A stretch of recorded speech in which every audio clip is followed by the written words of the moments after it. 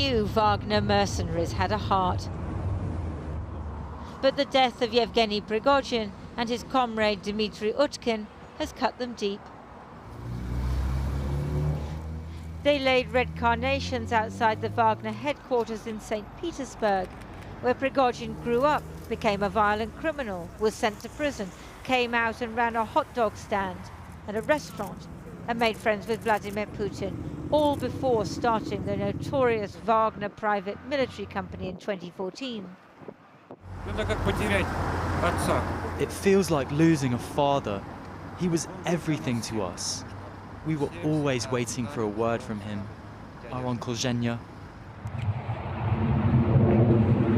Prigozhin's plane fell out of the sky yesterday evening, according to Wagner telegram channels, shot down by Russian air defences by traitors to the motherland. Today, investigators were at the site, but they're unlikely to conclude what many believe, that this was a spectacular assassination ordered by a man who today said he was just catching up on what had happened. As for this plane crash, first I want to express sincere condolences to the families of all who have died. It is always a tragedy.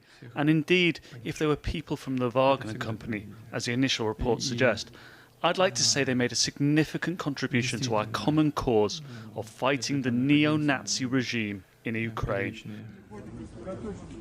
Even after Prigozhin met military leaders in Rostov-on-Don in June and announced he was mounting an armed insurrection, the president met his old friend and allowed him a safe passage to Belarus. But you don't get to challenge Vladimir Vladimirovich. Prigozhin was a dead man flying.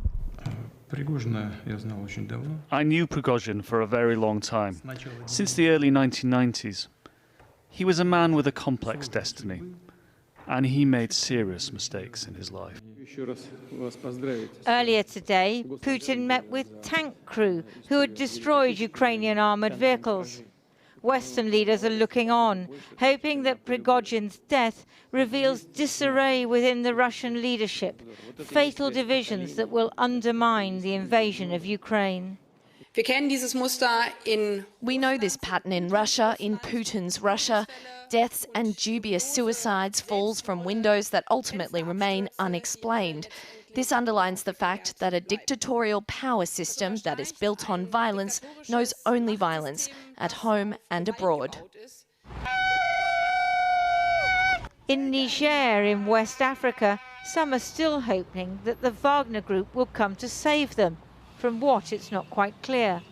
After the coup last month, they're making Russian flags to replace the French tricolore. Prigozhin has become something of a cult figure in the Sahel, despite evidence of massacres and plunder carried out by Wagner mercenaries. Who knows what will happen to them now? The co-founder of the Wagner group, Dmitry Utkin, a neo-Nazi, caught here unusually smiling, is also being mourned by Wagner soldiers. In this video, Prigozhin and he chat about death. Not the end, but a new beginning, says Utkin. Prigozhin replies, "We will all go to hell, but in hell we will be the best." Well, earlier I spoke to Mikhail Kasyanov. He's now a Russian opposition politician. But from 2000 to 2004, he was Russia's prime minister under Vladimir Putin. I began by asking him whether we can assume that Putin is behind the presumed death of Yevgeny Prigozhin.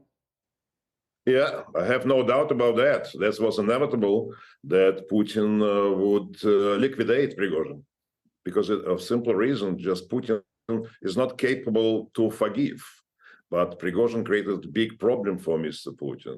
No one humiliated Putin for all his 23 years in power, but Prigozhin did, and Putin could not forgive this. The manner of the killing is highly significant. You know, normally you expect Putin or people behind Putin to look at poisoning, for example, but the message that he's sending from this is far more brutal, far more public.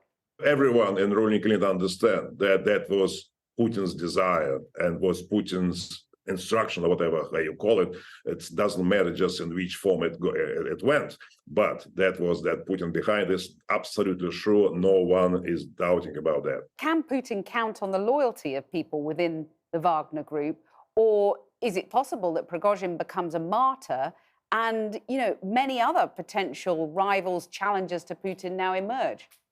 I don't think so. I don't think so. First, the Wagner group, Prigozhin, the Utkin, or any other commanders of Wagner group, and the participants and the fighters, they were not against Putin. Prigozhin's mutiny was not against Putin. He pressed Putin to implement his requests, first to provide him with money, and secondly to adopt the law to legalize his existence. Because till now in Russia, and according to Russian legislation, Wagner, it is illegal organization, military illegal organization. So does Putin now emerge stronger from this or weaker? And is Russia more unstable after this, if it is indeed an assassination? On one hand, just Putin believes he became stronger. On the other hand, just he absolutely, that was a must for him to liquidate Prigozhin. Putin believes that he strengthening the situation, but I think that would creating a risk. Next year, so-called elections should take place, presidential elections. Putin will reinvigorate himself once again, just appoint himself. But people around and people in the country, even every policeman would understand that it was falsified election, that it would be falsified elections. Putin would lose the whole legitimacy he believes he has. But that's what I'm saying. Next year will be difficult for Putin. And Prigozhin created first problems, and he, by his mutiny, already just opened the way for the end of Putin's regime. Well, the end of Putin's regime, but the biggest risk comes from the people of Russia, not the people around Putin or just below Putin. First, it comes from the people around Putin, not just to liquidate Putin, of course not, but to make him weaker, not implementing his instructions and his order. That would depends, first of all, about these people. And secondly, of course, we all continue to believe that Ukrainian counteroffensive would achieve appropriate results. Maybe not this year, but for next year, that's definitely the case. Sooner or later, Ukraine would achieve, decisive achievements,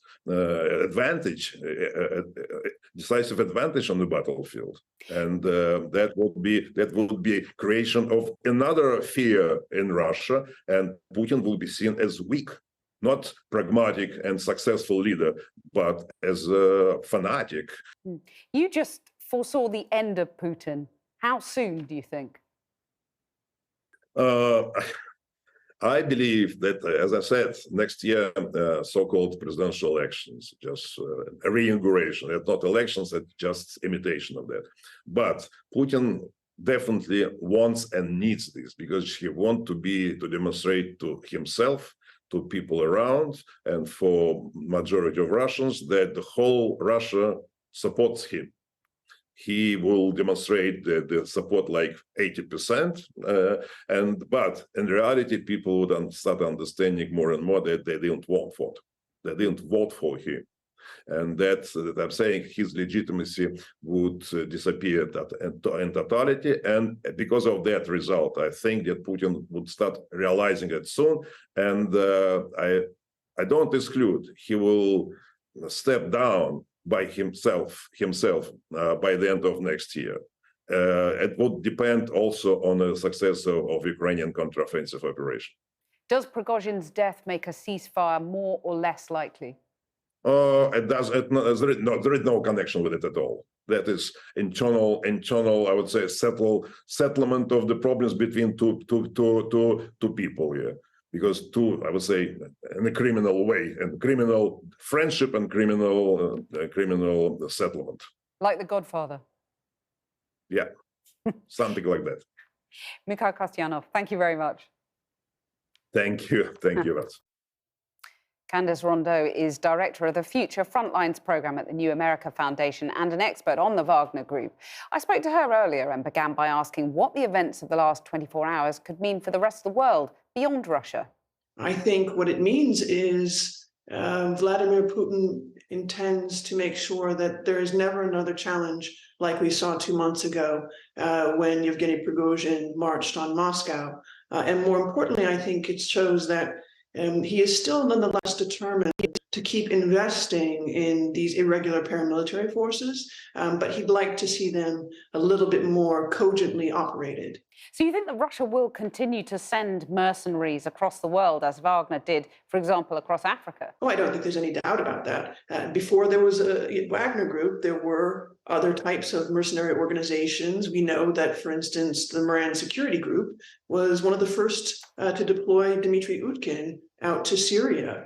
And so we should expect that tradition will continue. It's a long tradition that dates back all the way to the Soviet days. When you look at the fact that Prigozhin is presumed dead, other senior generals or commanders who have been in some way crucial in Ukraine are either jailed or dismissed. Could this be, in years to come, we might look back and see this as the point that the war turned in Ukraine's favour?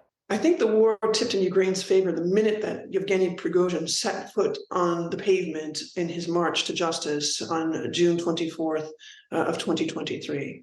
That was the moment when it was kind of lights out for him. He was dead man walking. There was no question that at some point Vladimir Putin would take his revenge in some way or another, or if he didn't, that somebody else would. It was kind of a foregone conclusion that the Wagner Group would be sort of rebranded and potentially even resurrected in some other form. That's just sort of the nature of the business. And there seems to be a consensus that Putin is weakened, destabilized. Can you actually see the end of the Putin regime in sight, or is it premature to say that?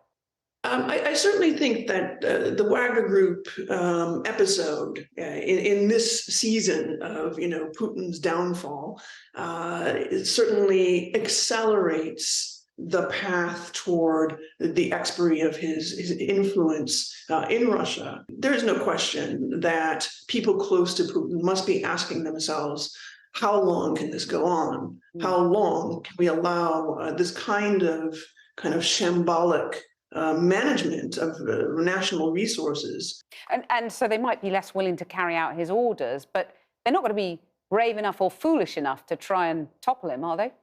Everybody understands that what awaits them after Putin is gone, whether by natural causes or others, is basically more chaos. And if not chaos, then the hand of justice. Somewhere, someday, those who are responsible for the many atrocities that Russia has been responsible for over the last several years will pay a price. And so they're incredibly incentivized to at least keep him kind of in power, even as a figurehead, until they can figure out a game plan for unwinding some of what he has done. So how should America, Europe, the UK deal with Putin then, and deal with a country that is being described by some as a mafia state? The only way forward is deterrence and pressure. That is the only way. There were some serious mistakes made in 2014 when the US and Europe decided to kind of turn the other way and sort of softly chide Mr. Putin after the first invasion of Crimea and then Donbass. This was a huge mistake, and we're now reaping, unfortunately, the very, very sour seeds of that mistake. Right, the next, leader of the White House, the future leaders of Europe, are going to have to make a commitment to continue to accelerate and enhance the pressure on Russia to at least do one important thing, which is to mind its own borders. Candice Rondeau, thank you very much for joining us. Thank you.